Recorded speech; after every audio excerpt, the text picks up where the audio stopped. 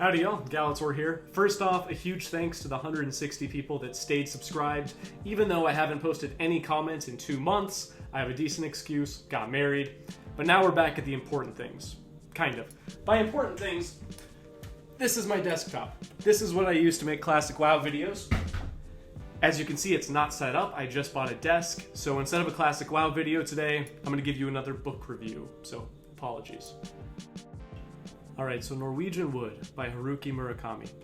Toru, a quiet, preternaturally serious young college student in Tokyo, is devoted to Naoko, a beautiful and introspective young woman.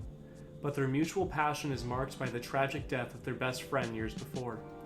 Toru begins to adapt to campus life and the loneliness and isolation he faces there, but Naoko finds the pressures and responsibilities of life unbearable. As she retreats further into her own world, Toru finds himself reaching out to others and drawn to a fiercely independent and sexually liberated young woman. A poignant story of one college student's romantic coming of age, Norwegian Wood takes us to the distant place of a young man's first, hopeless, and heroic love. So like the back of the book alludes to, a major theme of this book, Norwegian Wood, is isolation.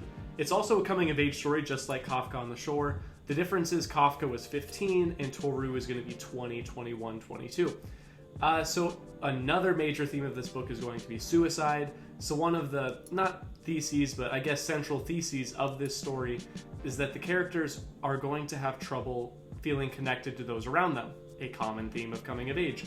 The difference is in this book, if the characters are unable to find those connections and they continue to sink further and further into themselves, the inevitable end seems to be suicide in Murakami's world. This is also the only book, I believe, Haruki Murakami wrote, which is not magical realism.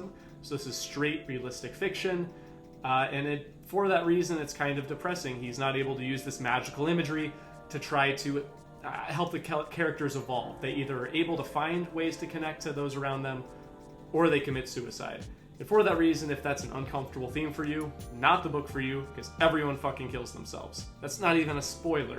You'll know by like page 30 that's the theme of this book. However, I thoroughly enjoyed this book. It's not as good as Kafka on the Shore. It's not as complex. So I'm going to give it 4.5 out of 5 stars. Yes, I recommend it. And I'm going to start ranking all of Murakami's books. So right now it goes Kafka at 1, Norwegian Wood at 2. The second book is going to be Lolita by Vladimir Nabokov.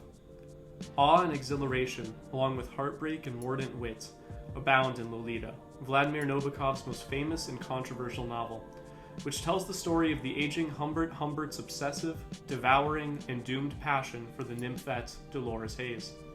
Most of all, it is a meditation on love. Love as outrage and hallucination, madness and transformation. Lolita. I'm not going to sugarcoat this. This is a first-person perspective novel from the perspective of a pedophile. Now, what really annoys me about this book is how it's portrayed. Just like when I read the back, it talks about it as a love story, at least from Humbert's perspective. Vanity Fair on the back of this fucking book writes, the only convincing love story of our century. They did not fucking read the novel. Nabokov does not sugarcoat this either. I thought, when I walked into this, I thought this would be some sort of, romanticizing innocence or youth, maybe like some kind of like lowly blah blah blah. No, this is literally just a pedophile who lusts. The first sentence of this book, Lolita, which is the name of the girl. Light of my life, fire of my loins. This is not a love story. It's about a man that goes crazy for an underage girl. She's 12 in the book. So I can't recommend this book to everyone because, obviously it has very uncomfortable material matter. It's not graphic per se, but it does allude to everything. It is a good book. The writing style is phenomenal, and it deals with themes that I've never seen in another novel, probably for the best, but yes, I do recommend Lolita, but, heavy disclaimer, the back of the book doesn't seem to give you that disclaimer, which I can see why this is controversial. That would fucking shock you if I read the only convincing love story of our century, and then I open it up and she's 12. So, problems with the marketing of Lolita, good novel, and very impressive author that he could write a book from this perspective. I really don't really have much more to say about it except warning. The third book is Flatland, A Romance of Many Dimensions by Edwin A. Abbott.